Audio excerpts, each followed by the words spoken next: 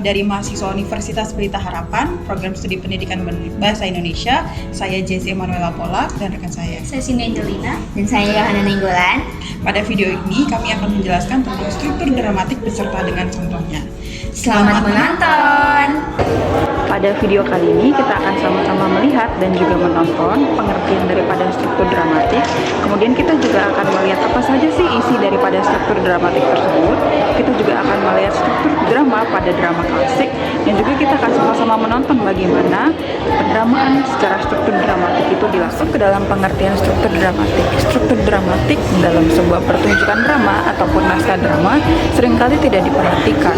Padahal struktur dramatik itu berfungsi untuk memperjelas alur dan juga memperjelas plot. Bahkan di dalam struktur dramatik mengandung unsur-unsur tahapan-tahapan yang membentuk suatu kesatuan makna yang akan disampaikan melalui film ataupun naskah drama tersebut. Nah, struktur dramatik yang biasa dipakai oleh cerita-cerita konvensional adalah struktur yang disimpulkan oleh Aristoteles. Nah, dapat kita lihat melalui katanya saja struktur. Jika ada satu hal yang dirubah atau dirusak, maka keseluruhan cerita itu akan menjadi rusak, buyar, dan tidak dapat mendapatkan makna yang sebenarnya yang ingin disampaikan oleh naskah ataupun pertunjukan drama tersebut. Jadi, setiap struktur itu tidak dapat dipisah-pisahkan karena mereka hanyalah satu kesatuan utuh yang memiliki kepaduan makna.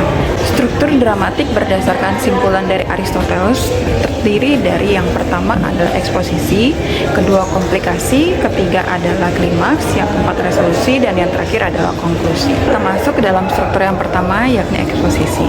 Eksposisi sesuai dengan kedudukannya artinya menggambarkan pada tahap awal cerita ataupun dalam naskah drama.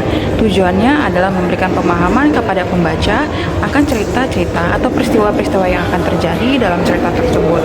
Nah, dalam penggambaran awal ini, penulis ataupun pendrama dapat memberikan pemahaman-pemahaman kepada pembaca seperti melalui pengenalan tokoh, penggambaran peristiwa, latar belakang yang diceritakan, atau lain-lain. Nah, kita masuk ke dalam tahapan yang kedua, yakni komplikasi. Komplikasi merupakan tahapan lanjutan daripada eksposisi, tetapi dalam tahapan ini, dalam tahapan komplikasi, para tokoh ataupun pemeran dalam naskah ataupun teks drama mulai memberikan upaya-upayanya untuk menuju target tertentu, seperti permasalahan yang akan menjadi konflik pada puncak titik konflik nanti. Nah, dalam penggambaran struktur ini, tokoh-tokoh mulai memberikan emosinya terhadap suatu peristiwa yang akan mengantar kepada klimaks. Kita lanjut pada struktur yang ketiga, yaitu komplikasi atau pertikaian awal. Komplikasi ini merupakan lanjutan dari eksposisi dan peningkatan daripadanya. Di dalam bagian ini, tokoh cerita mulai mengambil prakarsa atau upaya atau tindakan untuk mencapai tujuan tertentu. Emosi tokoh juga mulai diekspresikan dalam pertunjukan.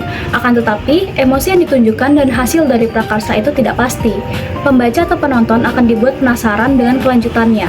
Dengan demikian, timbullah kegawatan atau pengantar menuju klimaks dan klimaks.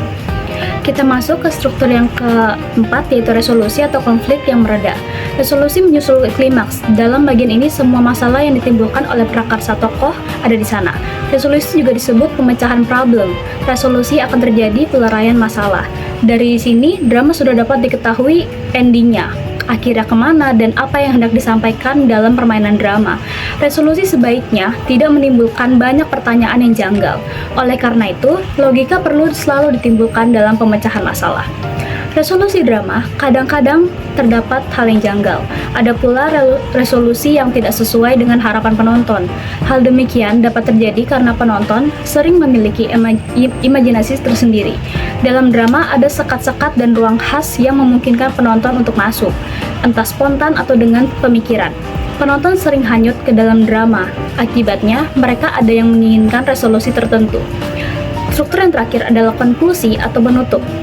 Akhir cerita sebuah pertunjukan drama dihadirkan di atas panggung. Umumnya, pada tahapan ini, emosi cerita berupa perasaan bahagia atau tidak bahagia yang direncanakan akan ditampilkan atau disajikan secara mantap. Drama klasik ditulis dan dipentaskan dalam 5 babak atau yang biasanya dikenal dengan sebutan Aristoteles Theater.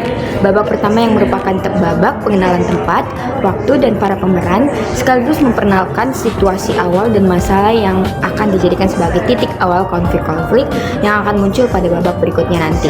Jika pada babak pertama para pemeran mulai memperkenalkan masalah yang akan muncul, maka pada babak yang kedua ini masalah-masalah tersebut mulai mengarah pada ketegangan dan konflik.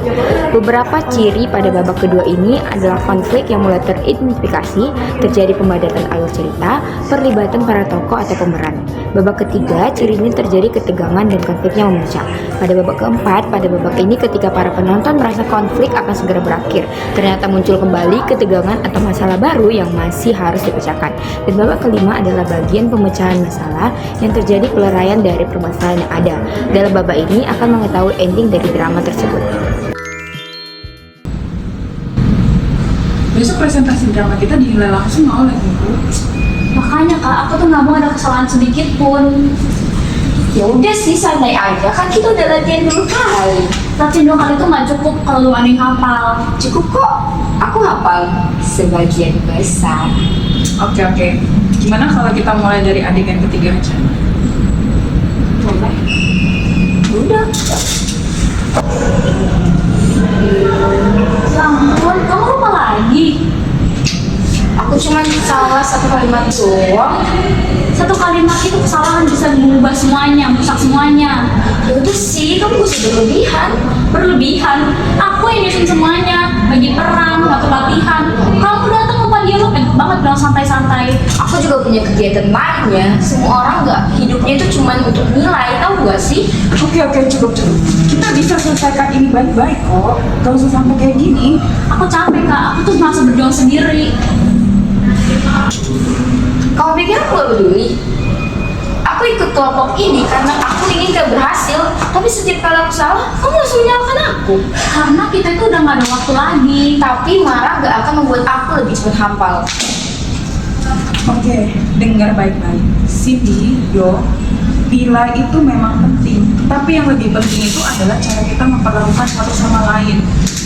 Oke deh, kalau misalnya kita berantem kayak gini, tapi kalau nanti nilainya 100 itu nggak pernah ada artinya kalau kita saling berantem kayak gini. Masalahnya bukan lupa dialog atau lupa adegan. Masalahnya adalah kita kurang mendukung satu sama lain.